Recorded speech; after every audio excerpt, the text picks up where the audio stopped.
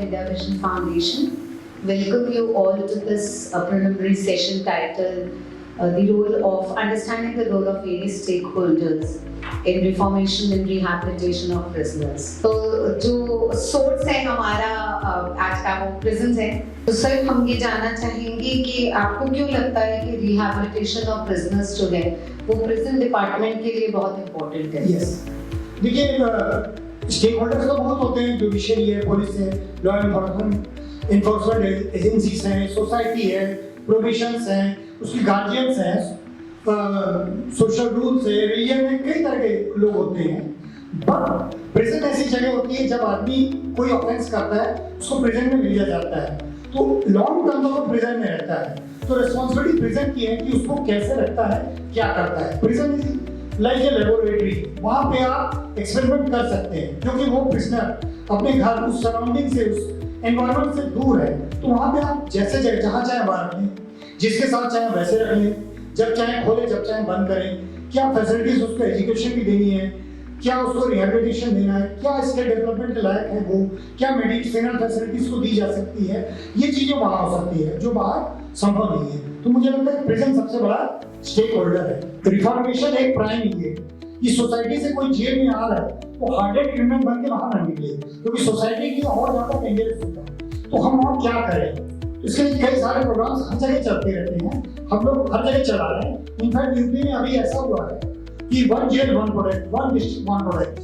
तो उसका मोटिव ये है कि स्पेशलाइजेशन किए जाए और बहुत सारे प्रोडक्ट्स को अलग अलग जगह डिस्ट्रीब्यूट किया जाए, वहाँ पे उसके ऊपर एम्फसाइज किया जाए, मार्केट तैयार किया जाए, इंस्टीट्यूशनल फ्रेमवर्क किया जाए।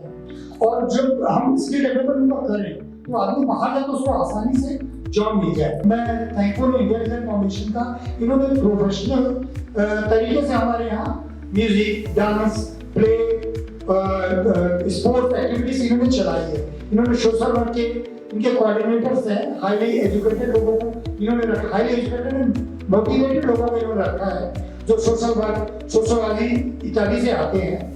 और इन लोगों को हम साथ में इन्वॉल्व करते हैं, क्योंकि हमारा बेसिक काम सेफ्टी एंड सिक्योरिटी है। हमारा काम रिफॉर्मेशन रिहैबिलिटेशन नहीं है, वो सेकेंडरी है। तो ऐसे अगर प्रोफेशनल हमको मिल जाते हैं तो हमारा काम और बेहतर हो जाता है। Thank you so much sir. अब हम अपने अगले पैनलिस्ट पे आते हैं, आरती के बारे में। सो आरती, मैं चाहूँगी कि आप अपने बारे में कुछ बताइए पहले। आप कहाँ से हैं, आपके परिवार में कौन कौन है, और बेशक आप अपने प्रिजन का नाम मत लीजिए, केस के बारे में मत बताइए, सिर्फ अपने बारे में बताइए। Thank you ma'am. मेरा नाम आरती सचदेवा है, मैं 52 ईयर्स ओल्ड हूँ, सिंगल मदर, 18 साल की मेरी बेटी है। और मेरे परिवार में मेरे बुजुर्ग माँ बाप हैं, मेरे ब्रदर हैं, मेरी सिस्टर हैं, उनके दोनों बेटे हैं। मतलब वो सब अपनी अपनी मैरिड लाइफ जी रहे हैं और मैं अपने फादर मदर के साथ स्टे कर रही हूँ। सो आरती, आप अपने जेल के एक्सपीरियंस के बारे में कुछ बताना चाहेंगे कि कैसा एक्सपीरियंस था, कैसे आपने वहाँ पर उस अपने एक्सपीरियंस या अपने चैलेंजेस को ओवरकम किया, और कैसे आपने अपनी नई जिंदगी वहाँ शुरू करी जेल के अंदर? सबसे पहली बात तो मैम, मेरे लिए जेल में जाना ही बहुत बड़ी एक वो था, घटना थी ऐसी कि जिस टाइम पे मुझे जेल में लेकर जाया गया, उस टाइम पर मेरी जो मानसिक स्थिति थी वो अपने आप को कम बैक करने के लिए थी ही नहीं। लेकिन धीरे धीरे जैसे जैसे उस माहौल में स्टाफ ने मुझसे काउंसलिंग करना स्टार्ट किया, वहाँ के जो टीम मेंबर्स थे, या जहाँ वो जो NGOs से सारे आते थे, या मैं कह दूँ आप लोगों का इंडियन विजन फाउंडेशन से जो टीम मेंबर्स आते थे, उन्होंने जैसे न्यू मुलायजा कहते हैं, जैसे हम लोग नए जाते हैं तो हम लोग को न्यू मुलायजा कहा जाता है, तो काउंसलिंग्स करते हैं। तो उस काउंसलिंग से मुझे इतना बेनिफिट हुआ कि मुझे समझ में आने लगा धीरे धीरे कि जितना भी मुझे वक्त काटना है, एक इल्ज़ाम लेकर तो चाहे वो किया है चाहे वो नहीं किया है, एक इल्ज़ाम लेकर तो मैं अंदर आ गई हूँ, लेकिन अगर यहाँ पर मैं कुछ गलत करती हूँ तो वो मेरे लिए, मदर फादर के लिए बिल्कुल ही ख़त्म हो जाएगा। तो थैंक यू सो मच आरती।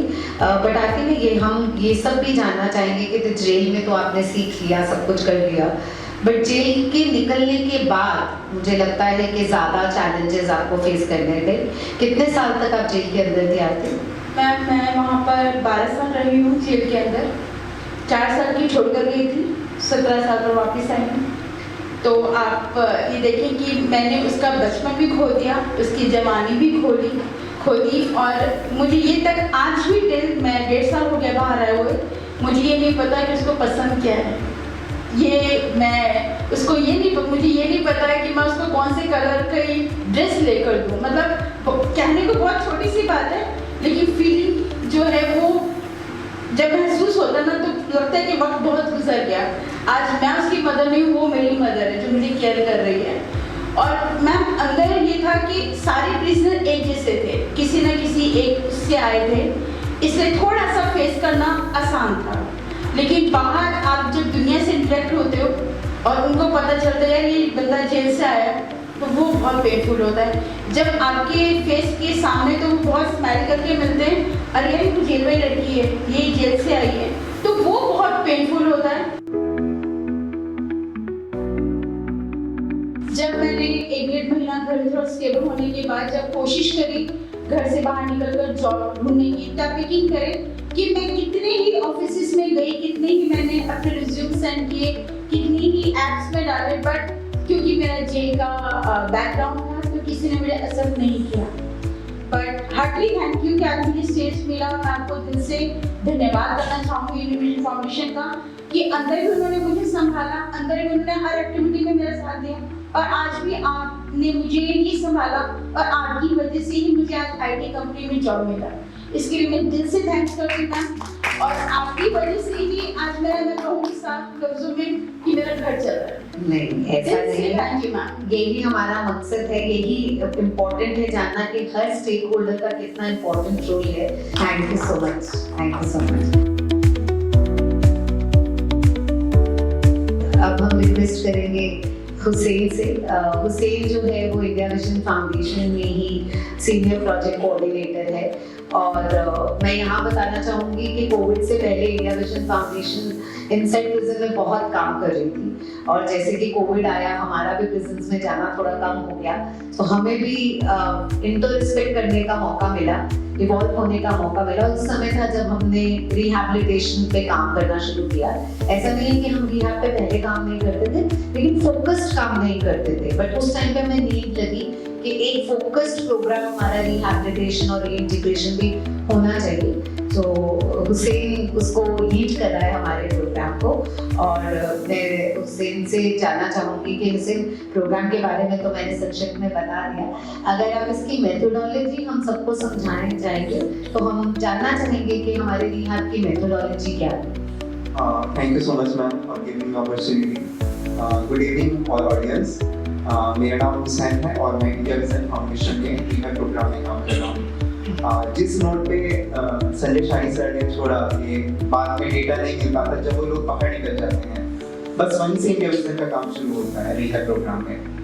तो जैसा मोनिका मैम ने मेंशन किया कि अंदर हम कई सालों से काम कर रहे थे, लेकिन काम असल में तब होता है जब हमें पता चले कि लोग बाहर निकलने के बाद कितने % चांसेस हैं कि ये री ऑफेंडर ना हो। और सबसे ज़्यादा इस टाइम पे ज़रूरत है एक सपोर्ट सिस्टम की, क्योंकि जितने लोग निकलते हैं, मेरे साथ 2 लोग हैं, आरती जी और संजय जी ने ये एग्री करेंगे इस बात का कि जब इतने साल आप जेल के अंदर रह के बाहर निकलते हैं तो आपका सपोर्ट सिस्टम बिल्कुल खत्म हो जाता है। इनफैक्ट फैमिली के अंदर भी आपको एडजस्टमेंट नहीं मिलती। तो इंडिया विजन फाउंडेशन अंदर से ही काम करना शुरू करता है इनके साथ। तो मेथोडोलॉजी हमारी मैम ये है कि हम अंदर लोगों के साथ रैपो बिल्ड करते हैं, हम सुनते हैं उनको। सबसे बड़ी चीज, जब हम प्रिजन विजिट करते हैं तो हम उनके साथ टाइम स्पेंड करते हैं, ग्रुप काउंसलिंग करते हैं, उनको रेडी करते हैं कि बाहर आप जब निकलेंगे तो आपको ये चैलेंजेस आएंगे। थिंक इनसाइड, अपनी प्लानिंग अंदर से शुरू कीजिए। तो हम इनसाइड प्रिजन प्रोग्राम के जो हमारा एक्टिविटी सेंटर चलता है जिसमें हम बहुत सारी स्किल्स प्रोवाइड करते हैं, मेल स्पेसिफिक भी और फीमेल स्पेसिफिक भी, जैसे स्टिचिंग हुआ और क्रोशिया हुआ और हेयर कटिंग हुआ, कंप्यूटर स्किलिंग हुआ, बहुत सारी। और उसके साथ साथ थेरेपीज भी प्रोवाइड करते हैं, म्यूजिक, आर्ट, डांस। तो हम इनके साथ टाइम स्पेंड करते हैं, इनको जानते हैं, इनकी गहराई को समझते हैं, पीछे का बैकग्राउंड समझते हैं। और जब भी लोग बाहर निकल जाते हैं तो इंडिया विजन फाउंडेशन खुद से इनिशिएटिव लेके इनको call. Thank you so much Hussain. Hussain, हमसे ये जानना चाहेंगे कि आप क्योंकि फीमेल के साथ भी काम करते हैं निकलने के बाद और मेल के साथ भी काम करते हैं, तो आपको क्या लगता है कि किसको ज़्यादा रीइंटीग्रेट करने में मुश्किल होती है, फीमेल्स को कि मेल को? वो पर्सपेक्टिव जानना भी ज़रूरी है कि जेंडर स्पेसिफिक भी है या दोनों को उतनी ही मुश्किल होती है? मैम अगर आप मुझसे इस टाइम पे क्वेश्चन पूछेंगे तो ऐसे दोनों को ज़्यादा होती है, फीमेल को थोड़ी ज़्यादा होती है।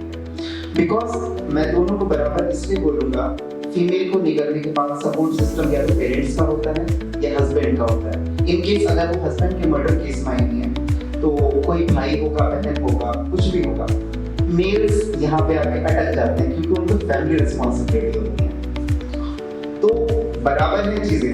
गर्ल्स के लिए प्रॉब्लम जब ज्यादा हो जाती है जब उनको परिवार एक्सेप्ट नहीं करता। बहुत सारी मैम फीमेल्स ऐसी हैं, हमारे भी बेनिफिशियरी हैं एक दो, जो जेल से बाहर निकली तो रहने के लिए कोई ठिकाना ही नहीं है, जाए कहाँ, घर भी नहीं है, इन लॉज एक्सेप्ट नहीं कर रहे, परिवार है नहीं, तो यहाँ पे आके फीमेल्स को ज्यादा चैलेंजेस है। अच्छा, सबसे ज्यादा चैलेंज जो आता है दोनों को, वो डॉक्यूमेंट्स को लेके आता है।